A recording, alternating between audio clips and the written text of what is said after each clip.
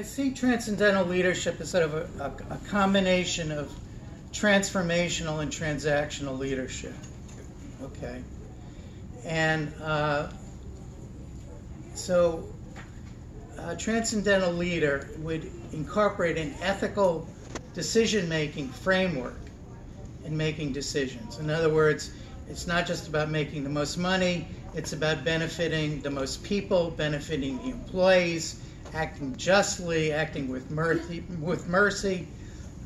benefiting the local community. All these go within this ethical framework. And basically being a role model to the employees, and a spiritual focus as well. You know, being concerned about the well-being of the earth, the world, the communities at large.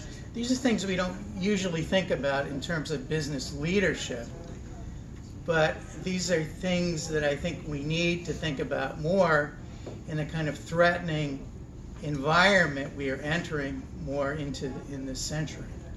So is that clear it up a little? Okay. Any other questions? Go ahead. All right.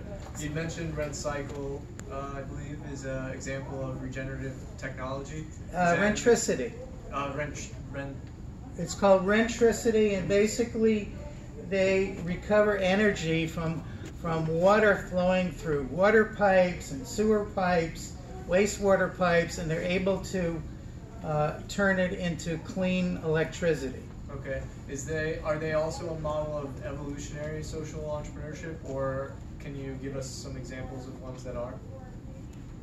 Okay, well, I would say that live by this model. I would say they are a model of alternative technology. Right. I think there are many models of appropriate technology, human-powered water pumps, compost toilets.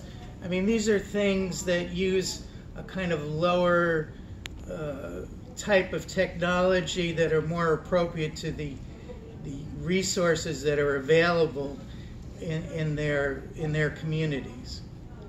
Okay, so what I'm saying is that evolutionary social entrepreneurship is a kind of a combination of all these things: the regenerative technology, the transcendental leadership, the concern with ethics and spirituality, and the ability. I really didn't have much time to focus on this, but you know, we have social entrepreneurs who have all different worldviews, and that's one of the great things about social entrepreneurship. It really crosses worldviews. It's transpartisan. I mean, I've met people from Liberty University, which is kind of a bricks and mortar, far-right Christian school, who are talking about the same kind of social entrepreneurship things that people from Ubiquity University, which is kind of an online, organization dedicated to an integral worldview, Gaia University, another online university, which focuses on permaculture. They all talk about social entrepreneurship, So it's something that can be a real bridging and uniting factor in the world, which I think is important to think about. Any other questions? Yeah.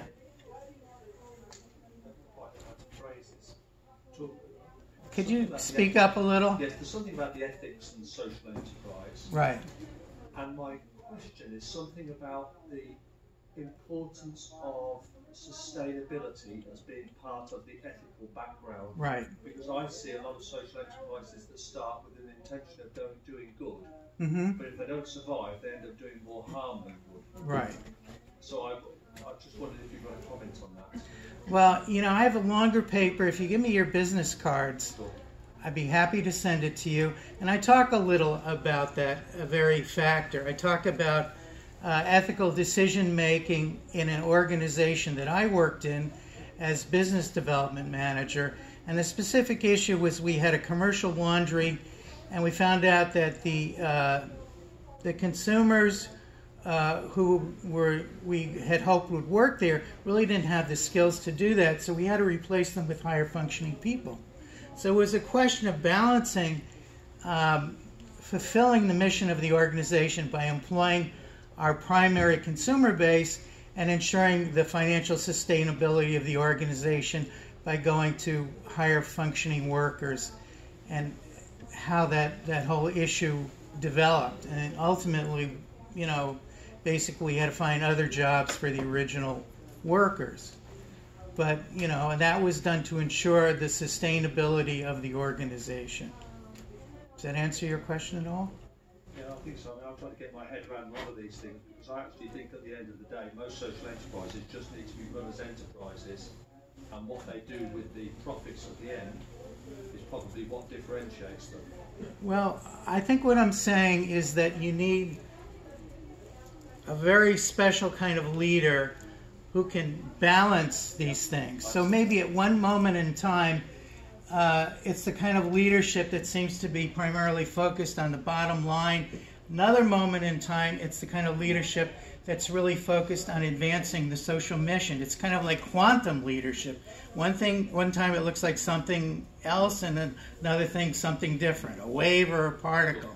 And that's the artistry and the difficulty of doing this. And it's not always done that way. I mean, I worked in a social enterprise for a guy who came from the corporate world, didn't have a clue about any of this. I mean, basically he was kind of a sociopath, because he thought he could run the place the same way he did a Fortune 500 corporation, which was basically making sure he stayed in power and maximizing the financial bottom line. You have to balance the financial bottom line with the social bottom line. That's why social enterprises have multiple bottom lines. I mean, you've heard of People, Planet, and Profit, which Elkington came up with, but basically I think there's more than those three bottom lines. You have to be concerned about the welfare of your community, the welfare of your employees, and so on and so forth. We're at our 10 minutes, or 15 minutes. My time is up, so I'd like to introduce our next speaker.